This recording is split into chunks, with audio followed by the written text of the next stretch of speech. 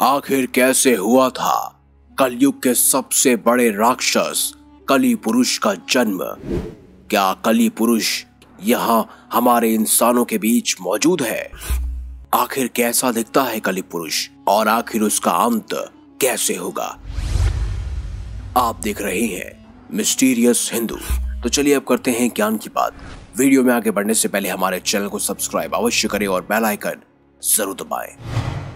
कली पुरुष, जिसे कलयुग का सबसे बड़ा राक्षस कहा जाता है, जिसको मारने के लिए स्वयं भगवान विष्णु 10वें अवतार के रूप में जन्म लेंगे और वो अवतार कहलाएगा कल्कि अवतार। लेकिन अब ये जानना भी बेहद जरूरी है कि आखिर कलयुग के सबसे बड़े राक्षस कली पुरुष का जन्म कैसे हुआ। उसके जन्म के रहस्य को जानने के लिए हमें सृष्टि के रचना स्रोत के समय में जाना होगा, यानी कि सतयुग में। एक बार ऋषि दुर्वासा इंद्र देवता से मिलने स्वर्ग लोक गए हुए थे, परंतु इंद्रदेव वहां नहीं थे। वो किसी राक्षस का वध कर अभी स्वर्ग लोक ही आए थे। तब ऋषि दुर्वासा ने उनके स्वागत के लिए फूलों की माला डाली। क्योंकि इंद्रदेव अभी जीत के धुन में मगन थे, तो उन्होंने उनकी माला का मान नहीं रखा और उस माला को उतार कर उन्होंने अपने हाथी को पहना दिया। जब ऋषि दुर्वासा ने ये सब देखा तो वो अत्यंत क्रोधित हो गए। उन्होंने श्राप दे डाला, जिस ऐश्वर्य में तुमने मेरे उपहार का अपमान किया है, वो ऐश्वर्य तुमसे छीन जाएगा। उसके बाद धन और मान की हानि होने लगी, देवता कमजोर होने लगे। तब सभी भगवान विष्णु के पास पहुंचे। तब भगवान विष्णु ने उन्हें समुद्र मंथन के लिए कहा और बोला कि सभी देवताओं को पुनः स्थापित होने के लिए क्षीर सागर के अमृत की आवश्यकता पड़ेगी। क्योंकि देवता अभी कमजोर थे, इसीलिए इंद्रदेव ने असुरों के राजा बलि से समुद्र मंथन के लिए मदद मांगी। पहले तो राजा बलि ने देवताओं को मना कर दिया। वो जानते थे कि देवता असुरों के साथ छल करेंगे, परंतु शुक्राचार्य के कहने पर राजा बलि इस शर्त को तैयार हो गए कि जो भी समुद्र मंथन से निकलेगा उसका बंटवारा होगा। तब मंदराचल पर्वत को गरुड़ देव ने अपनी चोंच में उठाकर क्षीर सागर में रखा और सर्पराज वासुकी को उस पर्वत में लपेटकर रस्से के रूप में मदद ली गई। राक्षसगण वासुकी नाक के मुख की ओर थे और देवता पूंछ की ओर। परंतु मंथन बिल्कुल नहीं हो पा रहा था, क्योंकि मंदराचल पर्वत का आधार घूम नहीं रहा था। तब भगवान विष्णु ने कच्छ यानी कछुए का अवतार लेकर मंदराचल पर्वत को अपनी पीठ पर रखा और इस प्रकार मंथन की शुरुआत हुई।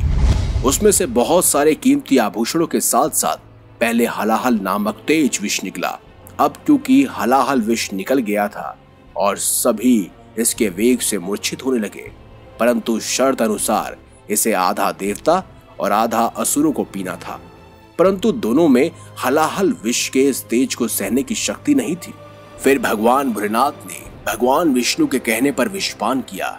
लेकिन सोचिए, जब देवों के देव महादेव भी उस विषपान को सहन नहीं कर पाए तो वो कितना घातक होगा।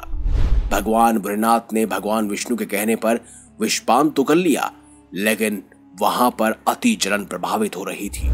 तब शक्ति रूपी देवी पार्वती ने उस विष को अपने हाथों से भगवान भोलेनाथ के गले में ही रोक दिया।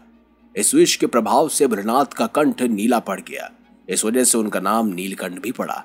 और इसी क्रिया में विष की एक बूंद राक्षस कली के मुख में जा गिरी और उस वजह से कली का शरीर खत्म हो गया। आगे जब मंथन हुआ तो उसमें से कामधेनु गाय निकली, जिसे ऋषियों ने रखा। उचेव श्रव अश्व को राजा बलि ने ग्रहण किया। ऐरावत हाथी को देवताओं के राजा इंद्र ने ग्रहण किया। कौस्तुभ मणि और शंख को भगवान विष्णु ने धारण किया। इसके बाद निकली संजीवनी बूटी। इसे पृथ्वी पर एक सुरक्षित स्थान पर स्थापित किया गया।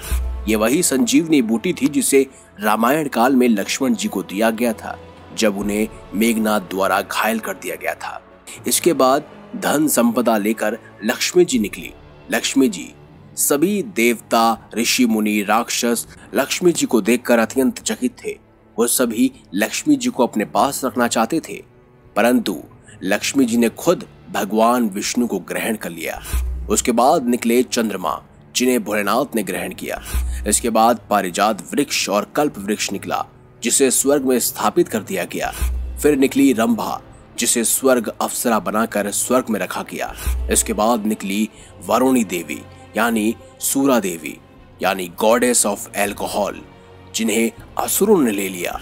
और अंत में भगवान धन्वंतरी अपने हाथों में अमृत कलश लेकर निकली। इसी अमृत की छीना झपटी में कुछ बूंदें समुद्र में जा गिरी, जो जैन, नासिक और इलाहाबाद में गिरी थी। कहा जाता है कि हर 12 साल में फिर से वो अमृत प्रकट होता है। उस वक्त स्नान करने से रोग दोष दूर हो जाते हैं। और इसी अमृत की कुछ बूंदें कली पुरुष को भी मिल गई, जिससे वो फिर से जीवित हो उठा, परंतु वो भौतिक रूप में नहीं आ सका।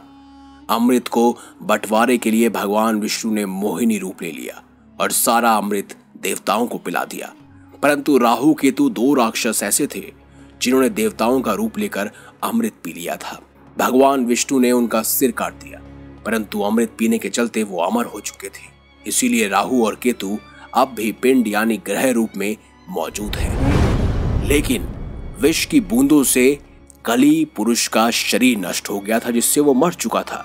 लेकिन फिर से अमृत की बूंदें पड़ने पर वो वापस पुनः जीवित हो गया।